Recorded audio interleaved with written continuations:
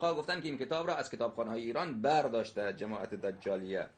این بله که این رهبر الباب السادس والثلاثون، باب 36 فی نهی مولانا علی علیه السلام اولاده ان یخرج احد منهم قبل الحجه علیه السلام، قبل المهدی علیه السلام، در بیان این که امام علیه السلام امیرالمؤمنین علیه السلام نهی کرده اولادشان را که قبل از اونها کسی قبل از امام عصر علیه السلام قیام نکند. و ان من خرج منهم قبله فانما هو جزور، و کسی که قبل از ایشان قیام بکند او بله منحرف هست. با سندی که اینجا هست جناب عبدالله ابن عبدالعزیز میگوید که امیرالمؤمنین علیه السلام در کوفه خطبه ایراد کردن و اینچنین گفتن: ای مردم بعد از من به زمین ساکت بمانید، ساکن بمانید، حرکت نکنید. و ایاکم و الشذاذ من آل محمد علیهم السلام، و برحذر باشید از اونهایی که در بین آل محمد، در بین ذریه رسول خدا صلی الله علیه و آله و سلم اونها شذوذ هستند. شذوذ هستند یعنی بله استثناء هستند، از قول ما و از فعل ما خارج شدن.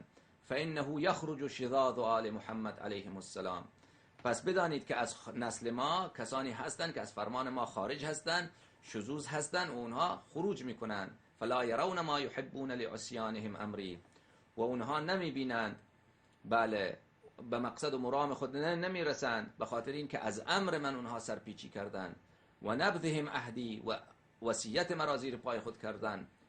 و تخرج رایت من ولد الحسین علیه السلام تظهر بالکوفه، و در کوفه از رایت از فرزندان حسین علیه السلام اونجا خروج می شود. علی کل حال و بعد می فرماید: و من خرج من ولدی فعمل بغیر عملی و سار بسیرتی فانا منه بری، هر کسی که از فرزندان من خروج بکند و به غیر عمل من عمل بکند و به غیر سیرت من عمل بکند، من از او بری هستم.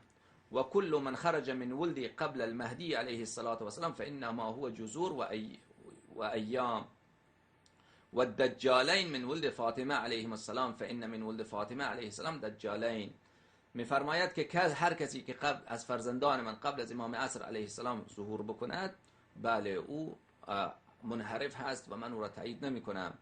و برحذر و ایاکم و دجالین، برحذر باشید از دو تا دجال از پسران حضرت زهرا سلام الله علیها، به خاطری که دو تا دجال از فرزندان حضرت زهرا سلام الله علیها ظهور میکنند.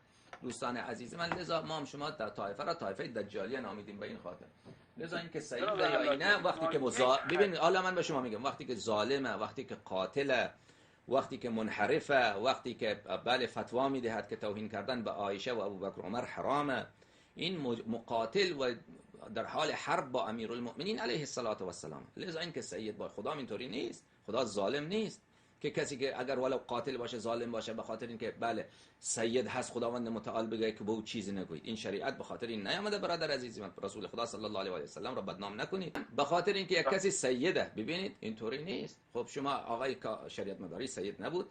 همین مهدی هاشمی را که آقای خمینی اعدام کرد، برادر داماد آقای منتظری، او سید نبود؟ چقدر سادات آقای خمینی اعدام کرده، چقدر از سیدا را بله وزارت اطلاعات شما اعدام کرده. خب شما برای اونجا که سیدا را اعدام میکنید هیچ حرفی نیست.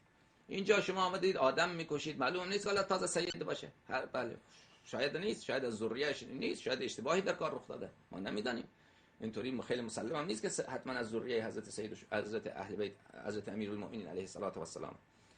بله برادر بزرگوار من، شما لذا حالا تازه باشه هم وقتی که یک سیدی آمد بله آدم میکشه، قتل میکنه، جنایت میکنه، مردم را دسته دسته از دین خارج میکنه، دیگه برادر او احترامی نداره. جان بفرمایید.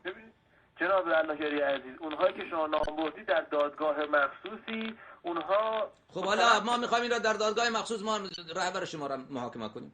خب تن میده؟ خب نمیده، تن نمیده دیگه. در دادگاه، اون دادگاه هم که دادگاه شما بود، دادگاه اون ری شهری بود، اون ری شهری ملعون و خودش یکی از ملاعینه.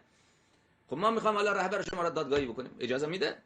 شما دادگاه اصلا خارج از کشور دادگاه برقرار کنید؟ نه ما بله خب ما این دادگاه دیگه این فتوا که داده که به ابوبکر و عمر، حالا دادگاه نمیخواد برات، ما میدانیم که این قاتله، من خودم یقین دارم که این شخص قاتل آدم میکشه، مخالفین خود را تک تک اگر دستش بشه ترور میکنه. بله و دادگاه شده، اونا دادگاهشون دادگاه عدالت نبود. اینا حالا خامنه ای کی دست تن به دادگاه میده؟ شما یک انتقاد بکنی چشمتون از سرت بیرون میاره. اینا که همه میدونه این فسقش واضحه و آشکاره. لازم به دادگاه نیست تا ما بدانیم که این فاسقه. ما میدانیم که این فاسقه و احتیاج به دادگاه نیست. قاتله. حالا من نمیگم که او را ما میخوایم قصاص بکنیم به خاطر قتل هایی کرده، کشتارهایی که کرده. به خاطر اگر کشتارهای اینها اگر باشه، خب بله اون باید مجتهد حکمش را صادر بکنه. اون جای خودش یا امام عصر علیه السلام حکمش را صادر بکنه. اما اینکه فاسق، فاجر، ظالم، این را که ما همه که مردم منحرف، مجتهد نیست، مرجعیت نداره، مجتهد نیست، جاهل، با جهل خود آمده ادعای اجتهاد که چی ادعای امامت میکنه، اینا که واضح و روشنه، اینا را که ما میدانیم، اینا که